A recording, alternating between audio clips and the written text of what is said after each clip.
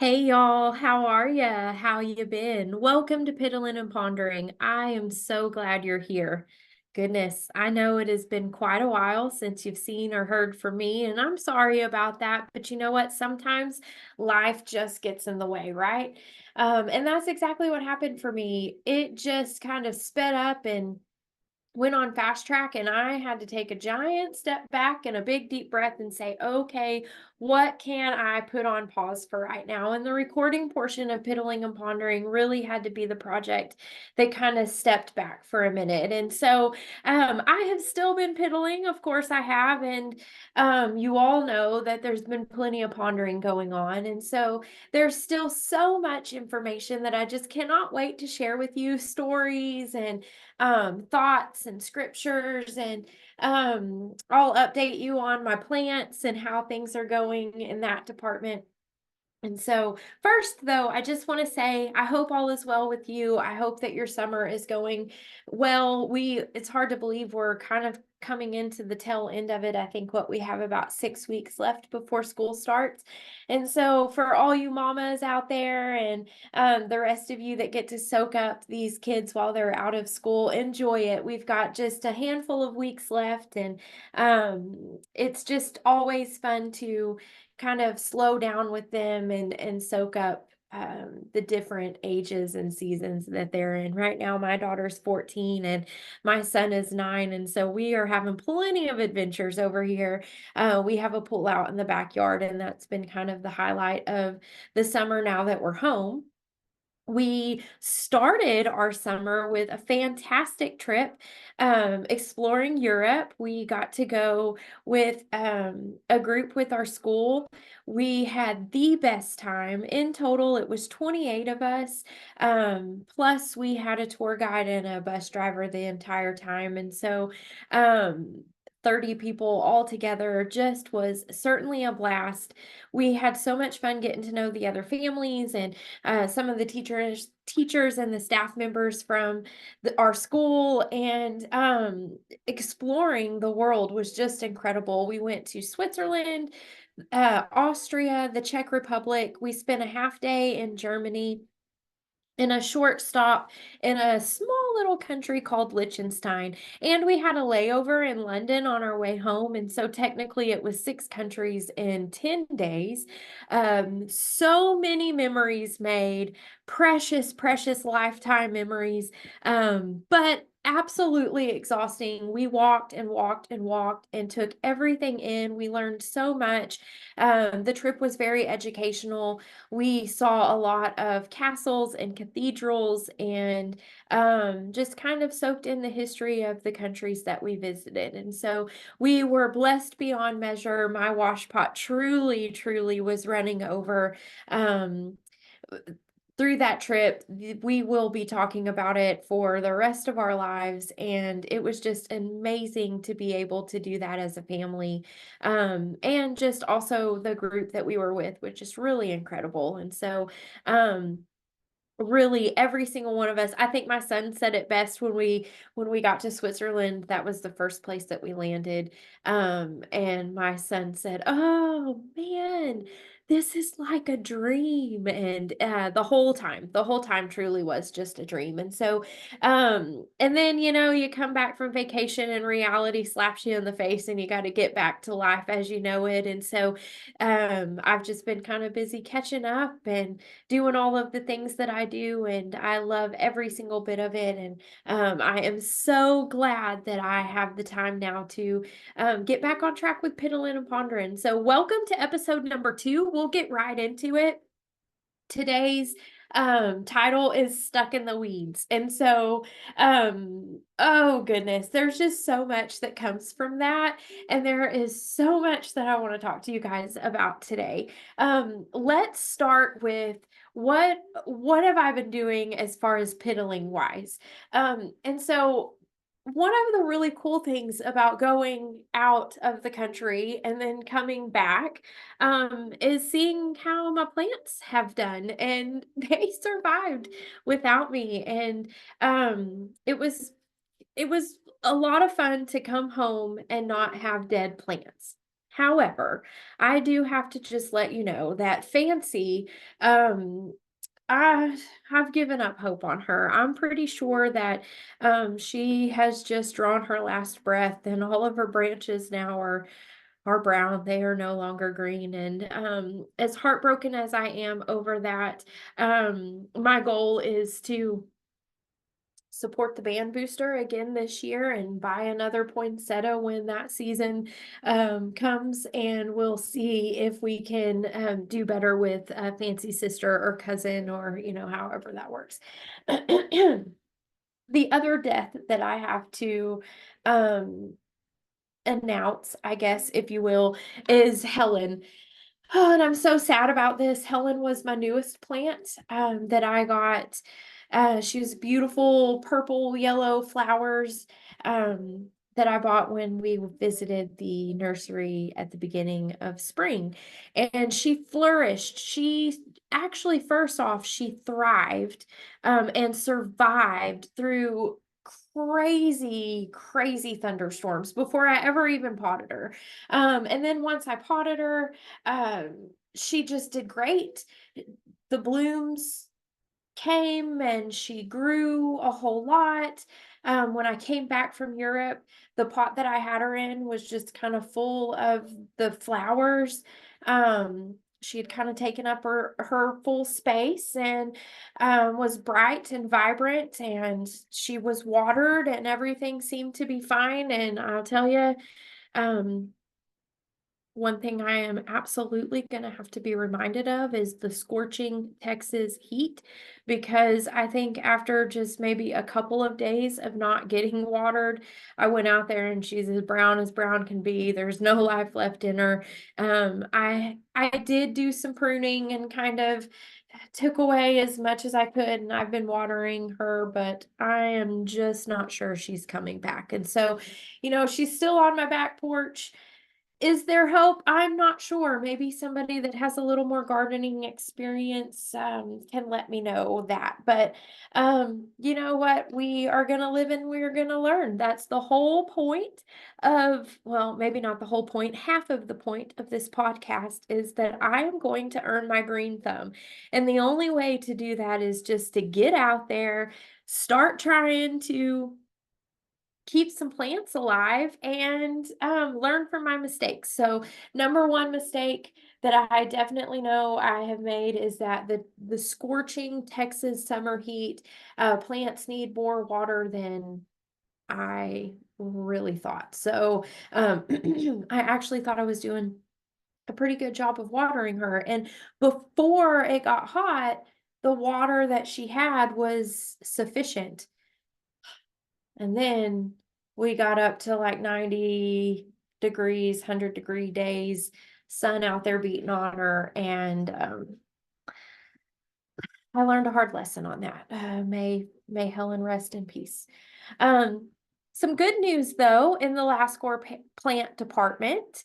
Papal. Okay, so we've talked about Papal before. Papal is the first plant that I've really ever tried with. My Papal passed away 14, 15 years ago at this point, and one of the plants that were given at his funeral, I brought home with me, and he has just survived this whole time. He started probably much bigger than he is now, and over the years, my nanny has saved his little life several times. And she would just kind of give him the nourishment that he needed and bring him back to me, and then we just kind of keep him going. My nanny passed away 4 years ago, and so Papal's just been on his own with me, and we've been putting along. But right before I left for Europe, I walked into the living room, and every one of his um leaves were just that like pale green, almost white color, very wilty, just did not, he looked definitely sick. So really wasn't sure what was happening. I was complaining about it one day to a friend, and I don't even really remember what friend it was. But I do know that particular friend said, I think you should probably check the soil. And so I repotted or refreshened Papal's pot before I went to Europe, gave him a good watering, got him in his favorite spot, and he has new leaves sprouting, and I am just over the freaking top over it. I mean, let me tell you, success, success, success, success. Try saying that 3 times fast. That didn't come out very right. But either way, I'm still super excited about Papaw and his bright green leaves coming back. And he will bring, he'll be in another appearance. I'll probably put him on camera in a future episode coming up when we talk a little bit more about soil, because it's pretty important, guys. And I learned my lesson there. When in doubt, maybe change the soil. Okay, so Nanny's still holding strong. I mean, she went from this beautiful, beautiful ivy. That's the word I was looking for. She was this tall, beautiful ivy. She is down to just a few vines of that ivy, but she is growing great, strong roots. I've got her in this beautiful glass of water, and I can just vase of water, and I can just see the strong roots that are coming and growing, and it's very exciting for that to be happening. And so I think that's really the midst, that's not the right word either. That's really the bulk of the last core plants right now. So we've got a couple pencil boxwood bushes in our front yard, a flower bed that my husband's, those are his babies, and he's kind of working on. But you know, we are doing pretty good. So what else do I have to piddle on? Well, a couple days ago, no, I am lying to you. This was a couple of weeks ago already. I can't even believe it has definitely been all of 2 weeks. I was out in our front flower bed, weeding again, because we don't really have anything in the flower bed other than the pencil boxwood bushes. We have had flowers in the past. My mother-in-law several years ago helped my husband plant some beautiful flowers. Okay, pardon me for that interruption. My phone number has been sold, my business line, and these payday loan people just will not stop. I'm sorry, I had music on in the background, and even though I thought my ringer was off, of course that would interrupt us. But we're just gonna roll right with that because live is live, right? Okay, so anyways, a few years ago, my mother-in-law, she helped my husband get our flower bed looking beautiful. That's when the pencil boxwood bushes were planted. They are now taller than the window. One of them is struggling, but my husband has just been giving it all the care. And you know, that sucker is coming back to life. And it's pretty exciting to watch. But everything else that we have in our flower bed is long gone, long gone. My husband and I, over the years, we've tried to plant a few things, and they kind of hang out for the short spring season, and then, you know, by summertime, everything's just brown. So the only job I have around here is to keep the flower bed, all the weeds out of it. And because that's what happens. You blink and the entire flower bed is full of weeds. And I was out there the other day. My husband and I were talking about how if I am going to earn my green thumb, that means I actually have to earn my green thumb. And so I'm going to have to do the things that are just not that fun. And weeding, I'm not really sure it's fun. Is it the worst thing in the world? No, not at all. There's definitely some pros and cons of it, and we'll get into that as I start talking about it. But I had the just one of the biggest eye-opening moments for me. It was like God just dropped into my brain. And I love his sense of humor. And if you don't think God has a sense of humor, with all the love in my heart and as respectfully as I can say this, lighten up because my goodness, when you look for his humor in things, he's funny. He's very funny. I'm out there and I'm struggling. I'm picking through all of these weeds and I'm thinking, yeah, you've done all of this pruning. You feel like you're ready to start planting and sowing some seeds.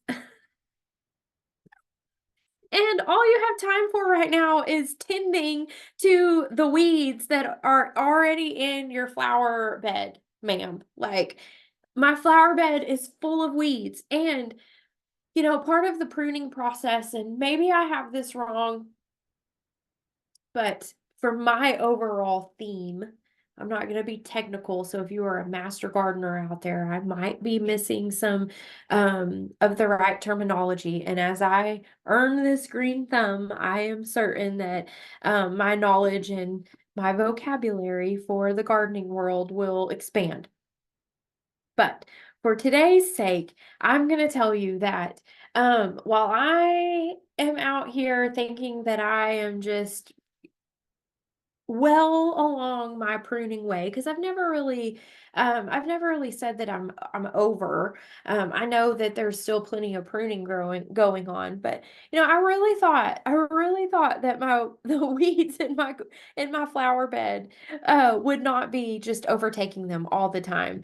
And the amount of work that it takes to get these weeds out of the flower bed, and like, mind you, I'm not even talking about a garden yet.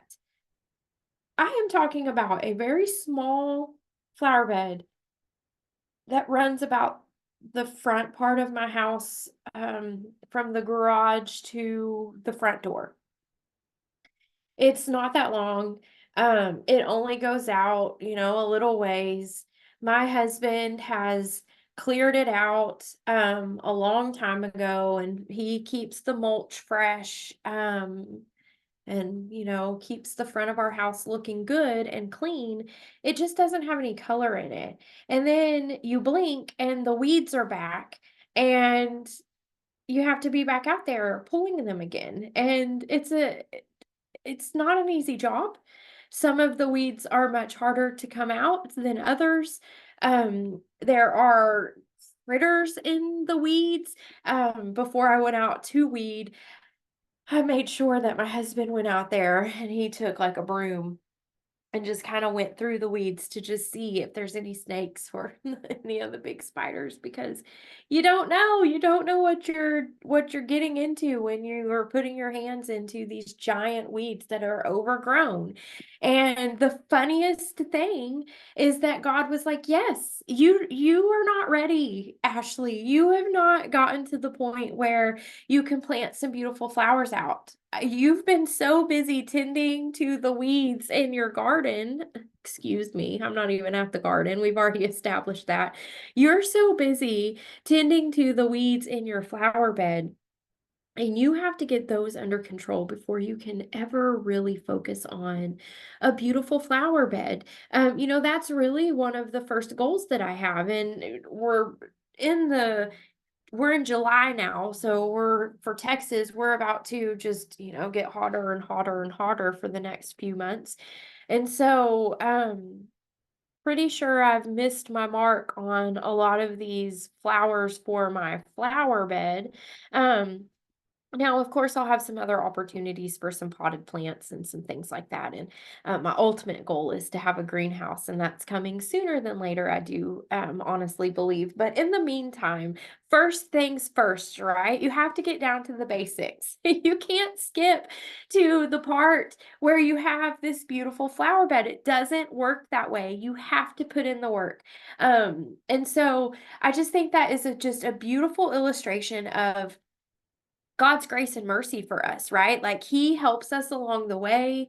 He is out there with us. He is providing all of the things that we need. Like there's so many directions that we can go on this, right? Like he provides the sun and the rain and the soil and all of the things for my flower bed. But I have to go in and I have to do the work because there are weeds that are going to go um, come and grow up in my space that I want to be prim and proper and um not just clean. I want it to be colorful and fruitful and just beautiful, and for there to be the butterflies and my hummingbirds flying around. Like I have this beautiful vision in my head. And God is faithful and just to give me the desires of my heart, as long, I'll caveat that with as long as they align with his will and his word. But he wants me to have a beautifully tended flower bed. We're going to start with flower bed. He wants that for me. I want that for me. I cannot wait to be pulling into my driveway and just see this array, this splash of colors. But first, I have to spend my time at the beginning doing the hard work, getting the weeds out. And so that is the piddling that I have been doing lately and I mean, it's like clockwork, which to be honest with you, I have not done a very good job keeping up with it. And the other lesson, or one of the other lessons that I've learned in all of this piddling, is that it is a constant thing, a constant thing. You're constantly out there pulling up weeds. And I'm also, we're learning what are the boundaries, the foundation that you can put down. They have those mesh they have those mesh nets or those mesh sheets that keep the weeds from popping through.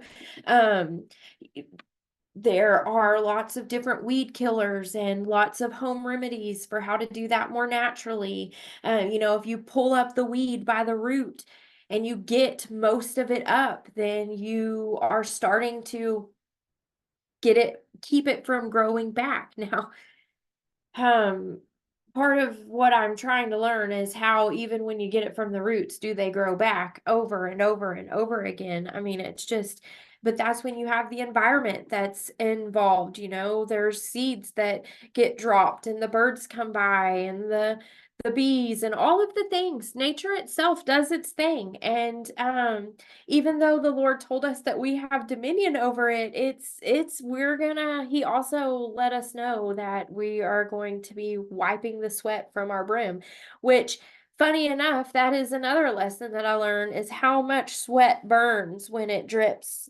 into your eyes. And then you've got gloves on, and even if you take your gloves off, your hands are still dirty. And so there's not really any rubbing. And so it's just, the whole thing was very humorous to me. And I'm sure a lot of you are out there just like, maybe belly laughing, like, oh, what did this girl think she was getting into? Listen, guys, I never ever believed that this was going to be easy by any means. I know this is going to be a lot of work. And I'm here for it, but I am learning a whole lot. And so, okay, let me tell you some other thoughts. I know that was kind of like a ramble, but I'm looking over at my notes and there are some things that I absolutely want to mention. So while I was out there, I was thinking about the different types of weeds, right? So my little space is not very long. It's not very wide. I'll get my husband to measure it for me so that you guys can get a better visual. But I mean, just think of your typical front flower bed on your average home. Um, full of weeds. And as I was pulling, I was like, oh, this one looks like this. Oh, okay, this one looks like this, and this one looks like this. And it just really got me thinking that there are so many different types of weeds. Like there are so many different types of things that we have to weed out of our own personal flower garden. And so, while I was out there, I was really thinking about that space that space while I was out there weeding, I was thinking about it being my heart and all of these things, all of these different types of weeds that I am pulling up one at a time. Um, it's just like the different types of things in my heart that I am still dealing with, um, worry. Worry is one of those weeds that you have to keep pulling and you have to keep pulling. There's other things like I'm one of the world's worst procrastinators. That's a weed that's out in my heart, and I'm pulling it, pulling it, pulling it. But that was a thought that was going through my mind when I was out there. There were I don't know, I didn't count, but safe to say 10 different weeds that were in my little flower bed, and how quickly they got there. I did not even notice. It wasn't until they're grown up that I can tell that they're different. And so it just was such a great reminder to that you have to spend time. You have to spend time evaluating your garden. You've got to go your flower bed. I'm going to say it over and over and over again. I'm not ready for a garden. So, anytime you hear the word garden from this point forward, until I actually introduce a garden, know that I'm talking about my little flower bed and a few of the potted plants that I have around my house. But it's not until they get the weeds kind of overtake that little space that you can see it. And so being out there and spending time kind of self-reflecting and tending to your garden is just so important. It's so important. The other thing that was so incredible to me is some of these weeds, y'all, look so pretty. My favorite color is yellow. And one of the biggest portions of the weeds that were out in my front flower bed were beautiful to me because they had these, like, I don't know, maybe a quarter size little yellow flower, and they were all over, and the stems of this weed were real thick, kind of a limeish light, kind of still bright green. The leaves on it were super big, but these little yellow flowers were just all over it. And um, to me, it's beautiful. To me, I enjoy seeing the little yellow flowers, but um it's harming my flower bed. I had to get rid of the what I thought might look good.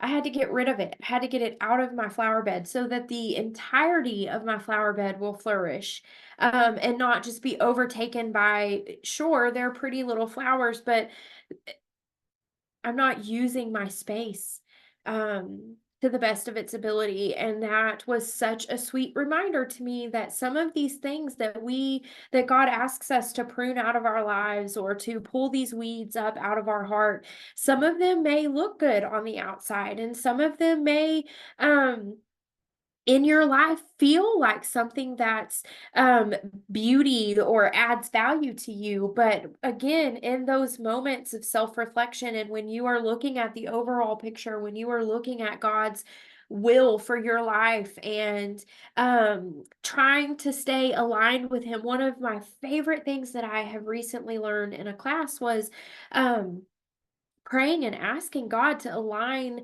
your heart with his heart and your desires with his desires. And so when you spend that time asking the Lord what he would have for your flower bed, you start to see that even though these things are beautiful, they are still not the best for you or your flower bed. And so you have to pull them up. So that, again, just another beautiful thought that I was pondering while I was out there sweating, just pouring sweat.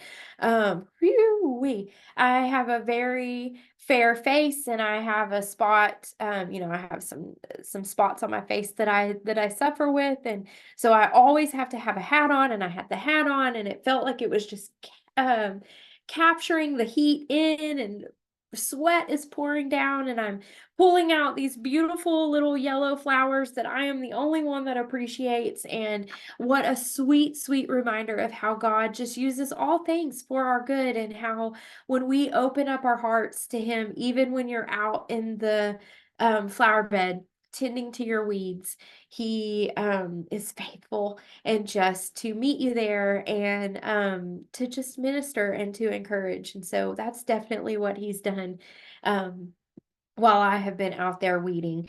Okay, what are some other things that I came across? So I kind of mentioned this at the beginning. Some of the weeds, as a lot of you know, and maybe there are some people that are joining in that don't have a flower garden or a flower bed, that um don't even try to garden. Lord, I hope if you are here and you don't know what you're doing, please let me know that you are either learning along with me, or you're just living through me or enjoying my stories. But I would love to know if there's some people that have found me that don't know what they're doing either, because there's that lovely little saying that misery loves company, and I'll just take comfort knowing that I've got a few followers out there that feel me, as I'm standing here recording this. All I am thinking is about the my friends that actually do have a green thumb, my friends that can keep roses alive, or Kathy out at Native Roots. We have this beautiful local farm here, and the owner has become a precious friend of mine, and she just has this beautiful, beautiful piece of property. Now, she is a master gardener and has, done things a lot longer than I have. So but when I'm talking to you guys, that's what I'm thinking. I'm thinking, oh gosh, there's all these experts out here that are listening to me just laughing hysterically at how I am describing things, and how I am learning the ABCs of gardening. Like, I mean, of course weeding is part of it. And so again, hilarious to me. Excuse me, I'm gonna get a tissue. Y'all got me over here tearing up for reflection, but then also just kind of giggling at myself gets my eyes kind of watery. So anyway, some of the weeds are so hard to get out. Like, I mean, at first I had my little cushion out there and I was knelt down, and I'm like, I got my gloves and I'm just like pulling these things up, and then you get that one that you grab a hold of and you pull, and it's not going anywhere. And so there went my little cushion. Now I'm up on my hands or on my feet, and tugging as much as I can. And um finally, after a lot of work, I got majority of them out. There are some that I absolutely need my husband's help with because I'm just not strong enough. And then another wonderful reflection for me while I was out there was that I also need the appropriate tools. And so there are other things that I need to tend my flower bed. And it wasn't until I got out there and tried that I realized that I didn't have all of the tools that I necessarily needed. My goodness, here's another call. Um,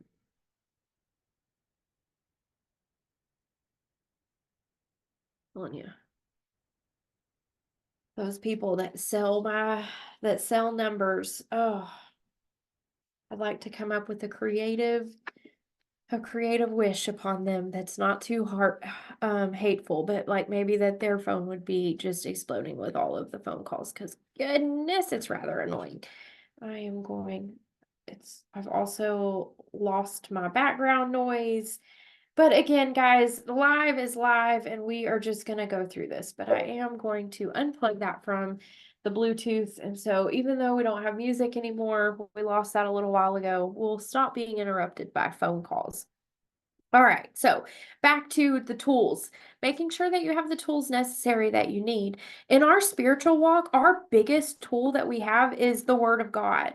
And this should be something that we have with us all the time. It should be the number one tool that we go to when um when we do anything, literally anything. The Word of God is our biggest tool. And so that was just one of those wonderful reminders that I just soaked up as I was out there. The roots go deep, y'all. That was another lesson that I learned. Some of those roots were deep, and the more that I would pull, the farther it would come out. And some of them not only grew down, but some of them would grow across, and so as I would pull up on part of a weed, the root of it would just like plop, plop, plop, plop, plop, all the way down, to where some of them were as tall as I were once I actually pulled out the entire strand of it. And so I just think that was also so important to remember, is that these roots, they grow deep, and not everything that is rooted in our hearts or rooted in our flower gardens belong there. And we have to take the time to tend to our garden. And if we are not taking the time to uh, gain a relationship with Jesus and kind of learn, not kind of learn what he has for us and lean on him, then we are going to be missing out on some of these roots. Because I'm telling you, when you look at it from just skim across it, they don't look very deep. They look like flimsy little plants that just, are overgrowth. But they have gone down deep, and it takes effort, it takes strength, it takes endurance and perseverance to get some of these weeds out of those gardens. It took re-gripping. Sometimes you have to just let go for a minute and re-grip again. Asking for my husband's help was also a perfect reminder of asking for God's help to get some of these weeds out. My husband would come out and he'd wiggle them out, and he'd pull up a couple of the hard ones, which would loosen the soil around, which would help some of the other ones come up a little easier. And so you're not an island on your own. You're not your own person. Your relationship with Jesus is a personal one, but he is so gracious and so merciful to give us people that are surrounding us. And again, that was just such a beautiful reminder to me that you can get help. You can ask for help. Oh, you can ask for help. Um, okay, one last thing that I want to talk to you guys about our earthly protections. So I had on these gloves, or I've wore these gloves the few times that I've weeded my flower bed. And I bought what I thought were some pretty sturdy gloves. Um, you know, I was just at the nursery at the gardening store, and I picked up, not the most expensive gloves, not the cheapest gloves, but right there in the middle, ones that seemed to be thick enough to keep the splinters out, but also not so thick that I could, actually move and have tangible hands. Um, and I still got splinters. And while I was out there fighting to take off these gloves to try to get the splinter out of my finger, again, just laughing, giggling at the way the Lord just reminded me how important it is that we put on our spiritual armor every single day, and how important that is, because our earthly armor is penetratable. There are things that can get through it. It's not 100%. The only thing that is 100% is God. And He gives us this armor to put on every single day, and He expects us to put it on every single day. And it's so important that we do that, so that while the enemy is throwing everything at us, our armor will withstand that. And it just Goodness gracious, that one just hit me so hard because here I was relying on these gloves, thinking that they were going to keep my hands clean. They were going to keep my hands from getting hurt. There wouldn't be any dirt underneath my fingernails. And while they did do a really good job of protecting me from a lot of the things that were happening in that weeding, life is life. And we are not eternal in this flesh. And so things that we put on as earthly protection um won't withstand everything. Things will get through. And so when we are talking about, tending our hearts and making sure that we are weeding out these things, really truly rely on the Lord and rely on that armor that he put on and rely on learning about the fruit of the Spirit and the things that he would like for us to be fruitful in. And learning about that armor that he gives us, the breastplate of righteousness, the helmet, the sword of the Spirit, the boots, the belt. There's all of these things that are so important. And I didn't prepare to talk about that in depth through what the word says. And so I truly, truly encourage you this week to just read about the armor that God gives us and just kind of reflect on that and think about the fact that he is so gracious and so merciful, that he is in the front line of the battle of our life, and he has prepared us with everything that we need. It's pretty incredible. But let's get back over to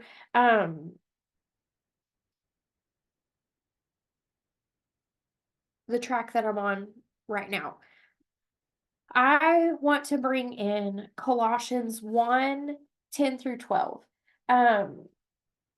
Because I think this will just really wrap up everything that we've talked about today in such a beautiful way. So you can flip over to Colossians chapter 1, and we'll start in verse 12. And I am reading from the King James Version. And so if you're reading along in a different version, it's going to be a little different, but that's okay. I'm just a King James girl, can't help it. It's just in my roots. Okay, so Colossians chapter 1, verse 10 says, that ye might walk worthy of the Lord unto all pleasing, being fruitful in every good work, and increasing in the knowledge of God, strengthened with all might, according to his glorious power, unto all patience and long suffering with joyfulness. Give thanks unto the Father, which hath made us meet to be partakers of the inheritance of the saints in the light. Oh, that's beautiful. Satan, get behind me. I'm going to read that one more time just so that it flows better. Kind of got tripped up at the end. I'll start back over Colossians chapter 1. We'll start in verse 10 and we'll go through verse 12. That ye may walk worthy of the Lord unto all pleasing, being fruitful in every good work, and increasing in the knowledge of God, strengthened with all might, according to his glorious power, unto all patience and long suffering with joyfulness, giving thanks unto the Father, which hath made us meet to be partakers of the inheritance of the saints in the light. I love this cluster of verses and talking about the things that we've talking about today, being stuck in the weeds, being stuck in a season of life where you want a flower bed so badly, you want the beauty, you want the color, but you're stuck in the process of tending to the weeds that are in your garden. You've got to get rid of those things out of your heart before you can be fruitful. And so as I was pondering on these verses the last few weeks, everything everything that I was doing out in my flower bed was tough.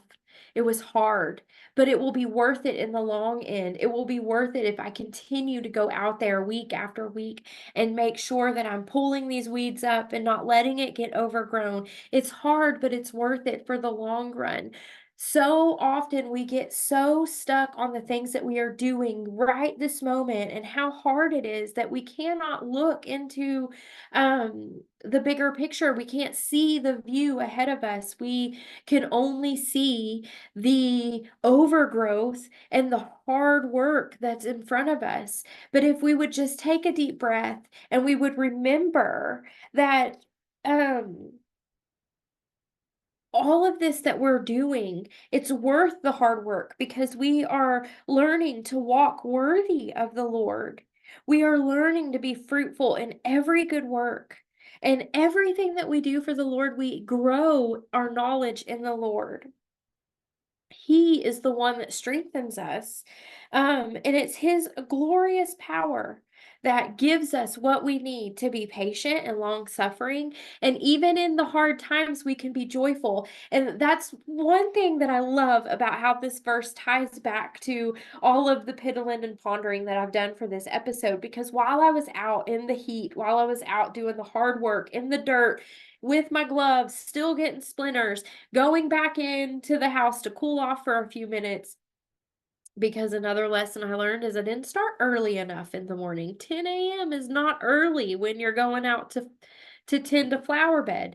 10 a.m. the sun is out, it is hot, and I should have started at 7. So, anyways, but while I was out there doing all of those things, it was a joyful experience because the Lord met me there and He met me with humor and compassion and grace and mercy and lessons to be learned.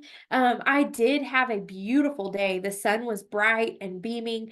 And I'm talking about the most recent time I went out and weeded. The other times were the same. The Lord came out and He met me right there, right where I was. And He's so good and He's so faithful to do those things for us. So the way um the way it ended, the whole kind of the overall lesson while I was out there is that God is doing these things for me. And I have the ultimate ability to praise and worship Him. And so I did a lot of that while I was out in my flower bed pulling up weeds. And I'll tell you what makes hard things a little easier is when you put a little worship and praise into it. And so just being out there and thanking the Lord for my home and this little piece of earth that He's given me and the ability and the health to be out there on my hands and my knees. And I have again struggled with my skin issues and some health problems where doctors have told me to stay out of the sun. But through God's grace and mercy and learning things about myself and learning how to be healthier, I can tolerate sunshine. And so that was something that I was out there praising the Lord for, that I was able to sit out there and soak up that good old vitamin D. And so that He has provided for us. And then just so many other things. So, all of this, I'm going to wrap this up in this pondering because there's not much more that I can say about this verse or this group of verses. Let me read it one more time. It's something that my uncle says all the time is it's worth repeating myself, and I do believe that these verses absolutely are. We are in chapter 1 of Colossians, reading verse 10 through 12. That ye might walk worthy of the Lord unto all pleasing, being fruitful in every good work and increasing in the knowledge of God, strengthening with all might according to His glorious power unto all patience and long suffering with joyfulness, giving thanks unto the Father, which hath made us meet to be partakers of the inheritance of the saints in the light. He has promised us so much more than what we have here on this earth. And what we have on this earth is just glorious in itself. But there's so much more that he has in store for us. And so the hard work and the seeds that we sow here on this side of heaven, and the weeds that we pull up, and the tending that we do, sometimes it might feel like we're stuck in the weeds, but take a moment to just remember that all of this hard work, it's worth it. And all of this hard work you are doing, that you might walk worthy of the Lord, that you are earning those jewels on your crown, that you are doing things that are pleasing in the Lord's sight. And all of that, he's the one that is upholding you. He is the one that is strengthening you. He is the one that is giving you his power, to help us to be patient and long suffering, and that we would still be able to do that with joy in our hearts. One of my very favorite verses, and I don't have it off of the top of my head, is the joy of the Lord is your strength. I mean, that is absolutely the truth. And when you allow the Lord to move in your life in these areas, it just makes that hard work a little easier. I am not going to paint a beautiful garden for you. Um, I am here to remind you that it's hard work, but the harvest comes. The the the bounty is there in its time. You just got to put the work in to reach it. And then not just during the hard work, but after the fact, and before, and all through it, we are privileged. We are absolutely privileged to praise and worship God. And that's just one of my very, very favorite things to do, is just to give God the thanks, to live a grateful life, because it does help so much when you're in the midst, when you're out there in the heat, looking at your flower bed, envisioning how beautiful it could be, and there you are stuck in the weeds. So that is really all I have for you today. I just want to encourage you to keep tending to your flower beds, keep tending to your heart. Dive into Colossians chapter 1 this week. Even if it's just those 3 verses, just meditate on that. Let the Lord minister to you in those verses, because I can tell you it's been a quenching of a thirst for me, and I just hope and believe that it will be for you as well. I will have another episode in about 2 weeks, give or take. My goal is still to upload 2 episodes a month. I will have them on all of the platforms for podcast, and I have also started to upload the videos to my YouTube page. And so I would love it if you would like and follow in all of the ways that you can connect with me, and share. Please share with a friend that might want to listen in. Again, I thank you guys so much for being here. It's been just so much fun to get back on track and share some of the ponders that I've had while I was out there piddling, being stuck in the weeds. And hopefully that won't last too long. I am looking forward to um, moving on in my gardening journey. However, I do know that the weeds will always be there, and it will always be a place that I have to continue to tend in. I just don't want to be stuck there anymore. So, um, I will talk to you guys later. See you guys soon. Thank you so much for being here. I love you guys so much. See you later. Bye.